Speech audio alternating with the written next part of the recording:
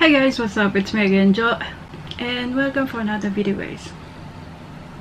Ngayon guys, yung sinabi ko nung nakaraan na i-share ko sa inyo kung paano i-verify ang ating YouTube channel. Ngayon, gagawin na natin siya ng video.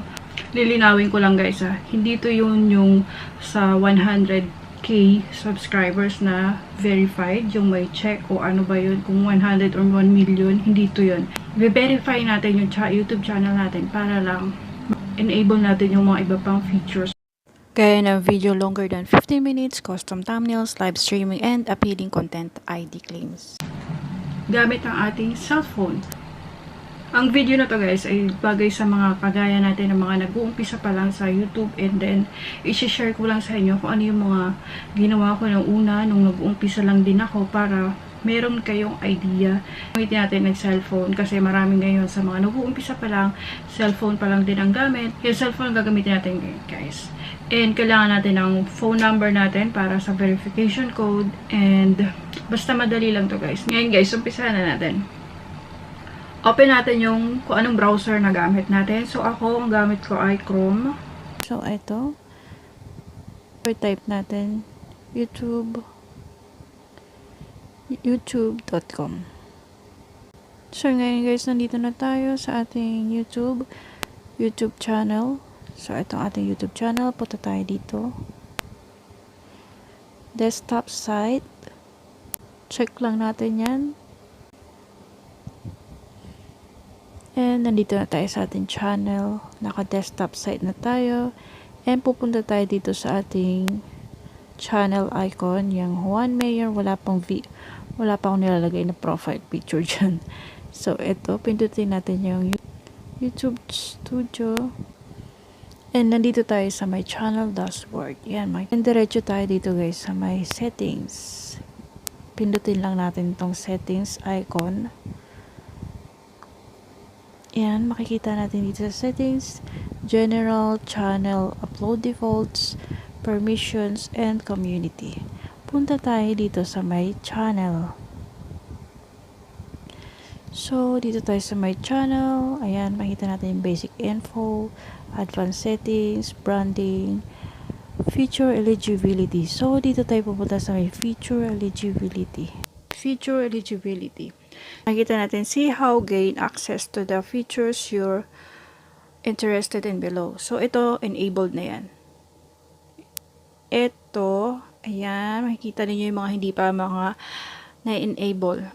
Features that require phone verification. Kailangan natin dito ng cellphone, ng phone number, and then videos longer than 15 minutes. Ito yung ma-unlock natin. Custom thumbnails, live streaming, appealing content ID. So, yan yung mga may enable once na verified ng inyong channel. And susunod, so requirements, the following requirements must be met to access these features. Verify phone number. Pindutin natin itong blue. So, andito na tayo.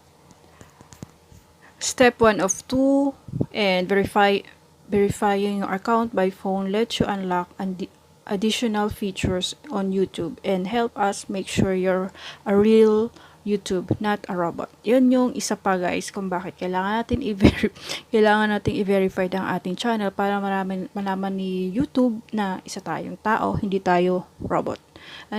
So dito, select your country kung saan tayo. Ayan, kung saan tayo, kung Philippines. Hanapin natin yung Philippines. Ayan.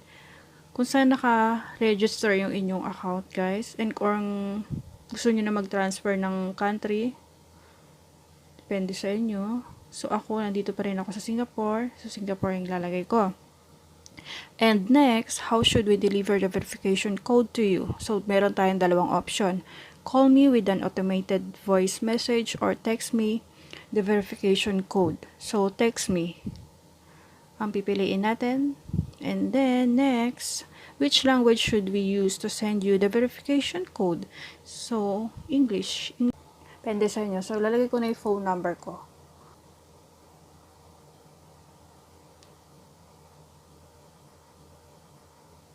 And, mag-message sa atin. Mag-text sa atin, and then, yan, okay na, ayan na siya. Ita-type natin, 014675. 014675. So, ayan na, verified na tayo guys. Congratulations, your YouTube account is now verified. Tadaan! Punta tayo ulit guys sa ating channel. And punta tayo sa video manager guys. Papakita ko sa inyo na pwede na tayo maglagay ng custom thumbnail. So, andito meron na tayong custom thumbnail. Pwede na tayo maglagay dito ng thumbnail na gawa natin. And, pwede na natin palitan kung ano yung mga nandito na binigay ni YouTube na pwedeng i-thumbnail. So, yan yung mga na-open na natin. And, punta pa tayo dito. Papakita ko pa sa inyo yung iba pa na. Punta tayo sa channel. So, ayan. Na-open na natin itong mga to. Enabled na yung uploading longer videos. You can now upload video longer than 15 minutes. And unlisted and private videos. Custom thumbnails. Ano pa itong isa? Hindi ko ma-reach. Ayan yung isa. And then, yung iba, next time na yan, pagka naano natin. Ito, pwede na natin ito enable. Yung live streaming. So, yan. Mag-start ka mag-live. And then, pwede ka na mag-live streaming. So, yun. Pwede ka na nakalagay dito. Congratulations, you have been enabled for live streaming. And nandito rin guys sa my channel natin, yung 0 to 3 copyright strikes. Iwasan natin ma-copyright strikes and copyright strikes or copyright, kahit na anong klaseng copyright, iwasan natin yon para hindi masayang ang ating pagod, ang ating effort sa ating channel. So, strikes. So, mga yan, iwasan natin gumamit ng mga hindi natin video, mga hindi natin pag-aari na music. Meron namang free music galing na binibigay sa YouTube na pwede natin gamitin. Nandito siya sa may create. Yan. Or, kasi, ito yung luma to eh. Lumang ano to. YouTube Studio. Creator Studio. So, ito siya. Yan. Makikita nyo dyan, yan yung mga free na pwede natin gamitin. Mga non-copyrighted music yan. Kung malilito kayo guys, yung bagong setup ngayon ni YouTube, makikita nyo naman dun yung ano eh, yung music icon. Madali nyo lang makita yan. So, yan. Nakita natin dito, Juan Mayor verified. Yun lang siya, guys, kadali.